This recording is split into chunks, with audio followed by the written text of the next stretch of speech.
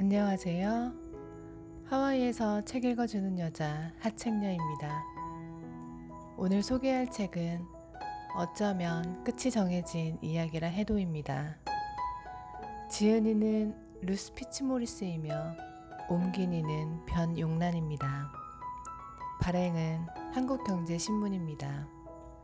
이 책은 실화를 바탕으로 쓴 에세이 형식의 글입니다. 남편이 운동신경 질환이라는 희귀병 진단과 함께 3년의 시한 선고를 받게 되고 남편의 병이 깊어가는 와중에도 두 사람은 쌍둥이를 출산하며 총 5명의 아이들을 키우게 됩니다. 주인공은 아이들과 씨름하며 가끔은 도망치고 싶은 일상에 홀로 눈물을 쏟기도 하지만 차가운 바다에 몸을 던지며 하루를 살아낼 용기를 얻곤 했습니다. 이 책은 상실의 고통 속에서 진정한 사랑의 의미를 찾아가는 이야기로 슬픔과 아름다움은 함께 공존할 수 있다고 이야기합니다. 바다. 3살짜리 딸 세일이는 아빠가 눈으로 말한다고 이야기한다. 시선구동 컴퓨터를 쓴다는 말보다는 훨씬 더 낭만적이다. 아빠 눈한테 물어볼래. 아이는 뭔가 바라는 것이 있을 때 이렇게 말한다. 아빠는 나를 사랑해. 아이는 깜짝 선물을 받은 것처럼 소리친다. 사랑은 남편이 우리에게 주는 귀한 선물이다. 나는 그의 소중하고 아름다운 마음을 꽉 껴안는다. 남편은 그토록 놀라운 존재지만 그를 찾기는 쉽지 않다. 나는 집에서도 그를 찾아 헤맨다. 그는 기도에 뚫어놓은 파이프로 숨을 쉰다. 그는 모든 것을 느끼지만 근육을 움직일 수 없다. 나는 그의 가슴에 엎드려 기계가 내는 호흡수를 샌다. 손을 잡아도 그는 내 손을 잡아주지 않는다. 바쁘게 움직이는 눈동자만이 그의 유일한 소통 창구다.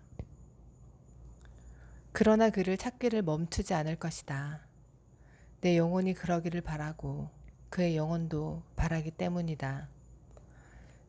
사이먼은 운동신경 질환에 걸렸지만 궁지에 몰린 건 아니다. 적어도 오늘은 아니다. 용감해져야 한다. 위클로 타운에서 자동차에 앉아 항구를 내다보고 있다. 춤을 추듯 돛대를 까닥이는 요트들이 보인다. 라디오에서 흘러나오는 조니 미첼의 노래에 장단을 맞추듯 돛대들이 바람에 이리저리 흔들린다. 푸르고 드넓은 바다가 펼쳐져 있고 그레스톤스보다 더 높은 곳에서 더 높은 풍경을 바라볼 수 있다. 위클로가 더 마음에 드는 이유는 지금 당장 그레스톤스로 돌아가면 숨이 막힐 것만 같아서다. 그레스톤스는 마치 가족이나 신의 위대한 사랑과도 같은 느낌이다. 저도 모르게 나오는 댄스 스텝 같은 자연스러움에 놀라워하며 뼛속 깊이 받아들이거나 오늘처럼 익숙한 모서리에 발이 걸려 넘어져 버럭 화가 치밀거나 그 둘 중 하나다. 덫에 걸린 생쥐처럼 비상 버튼이 없는 엘리베이터처럼 극심한 폐소공포증이 느껴진다. 나를 궁지에 몰아놓는 건 이를테면 이런 것들이다. 우리 집은 낯선 사람들로 가득하다. 집을 밝은 색으로 칠하고 사랑의 울타리를 쳐두었는데도 너무나 자주 낯선 이들이 우리 집 문턱을 드나든다. 사람 좋은 무하마드는 손수 차를 끓인다. 나는 복도를 지나다 그들이 놓아둔 걸레를 밟거나 식기세척기 안에서 걸레를 발견한다. 우리 집엔 간호사와 간병인들이 늘 있고 그들은 나를 상처 입힌다. 그건 그들의 잘못이 아니다.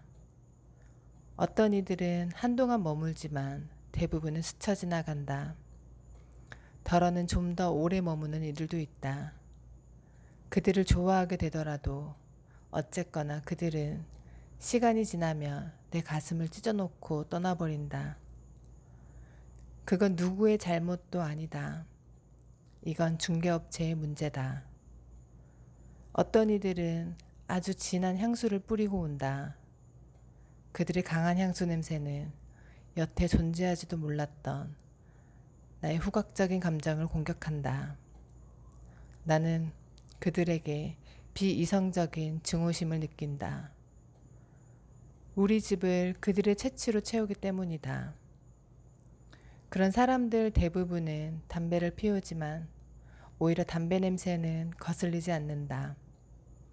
최소한 그건 타는 냄새나 주방 세제, 세탁용 세제, 휘발유 냄새처럼 보편적인 냄새니까.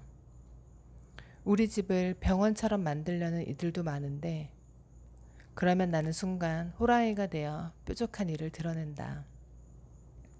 결국 그들은 떠나버리지만 메리어는 예외다. 메리어는 천사와 핏빛 딸을 믿는다. 야간 담당 간호사인 그녀는 순수하게 감정을 드러내는 사람이어서 그녀와 함께 있으면 하루를 기분 좋게 시작할 수 있다. 우리는 깜깜한 새벽에 함께 차를 마신다. 나도 천사를 믿는 사람이라면 좋겠다. 메리어는 벌어지는 모든 일엔 합당한 이유가 있으며 누구나 고유한 색과 함께 긍정적이거나 부정적인 에너지를 갖고 있다고 믿는다. 누구든 메리언과 오랜 시간 어울리면 웃거나 울거나 아니면 웃고 울기를 동시에 하면서 벽에 비친 희미한 천사의 날개 그림자를 볼 수 있다. 그녀는 나의 천사다. 난 어디에도 가지 않아요. 언젠가 그녀가 말했다. 난 당신을 위해 여기 있는 사람이에요.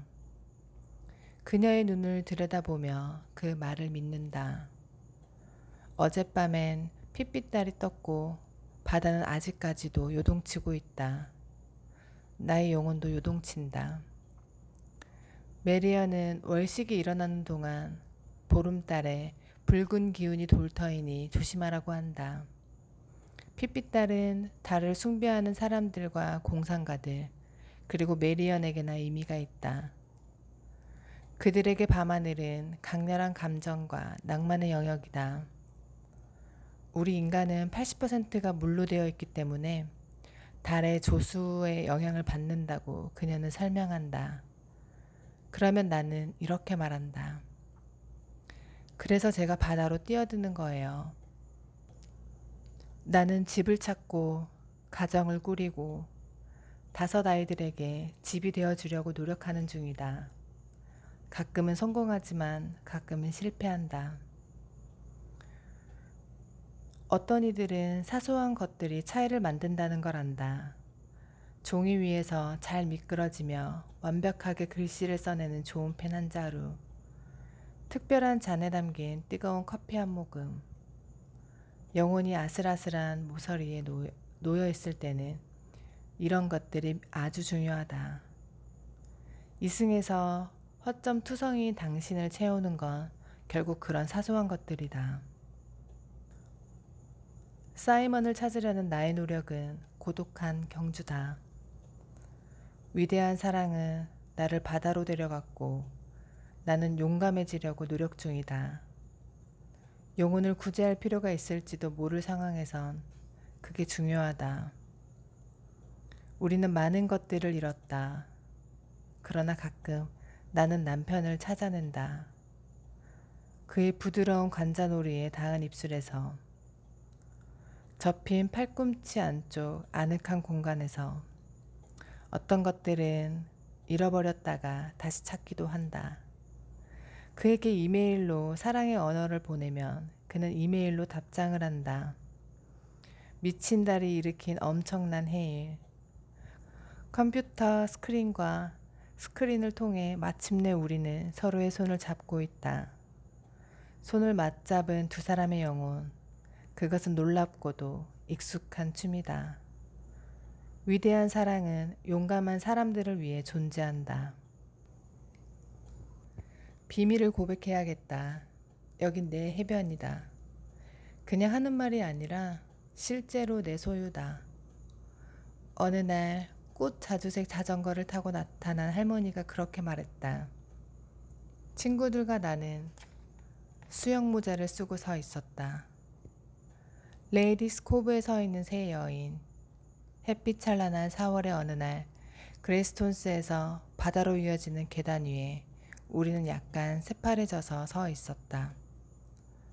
공기는 따뜻했지만 1년 내내 몰래 수영하는 사람들은 햇볕이 속임수라는 걸 안다.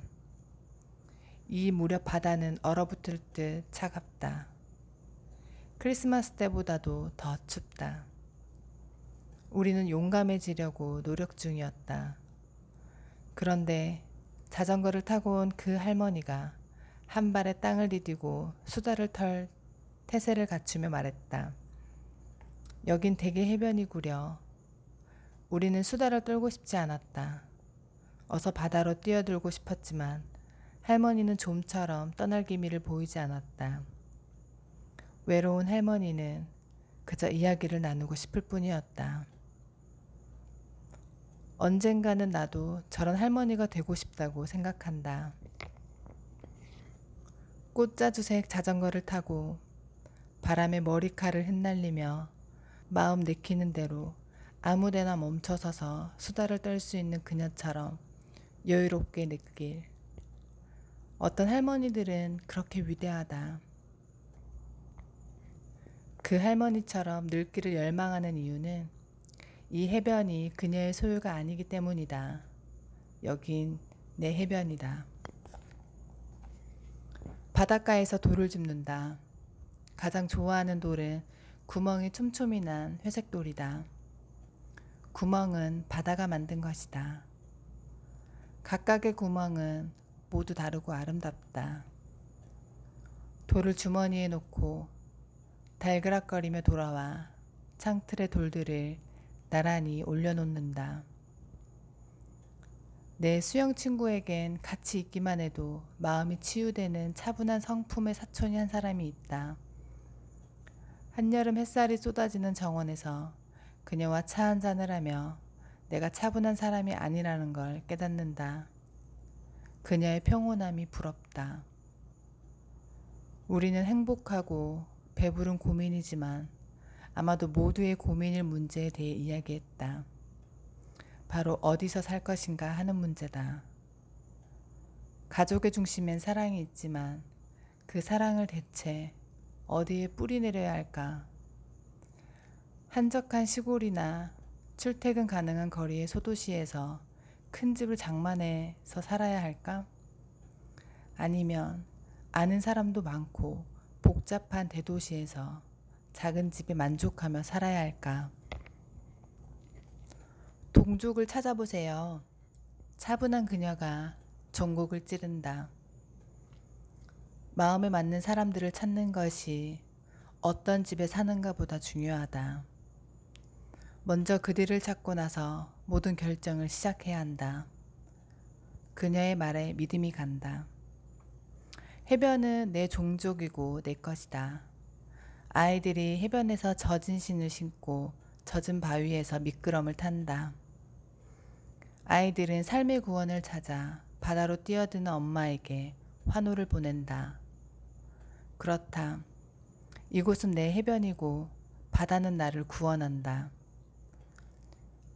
안개로 뒤덮인 낭만적인 날씨에 갑자기 바다 위로 쏟아지는 빗줄기처럼 바다는 내 삶을 새롭게 일깨워주는 자극제다.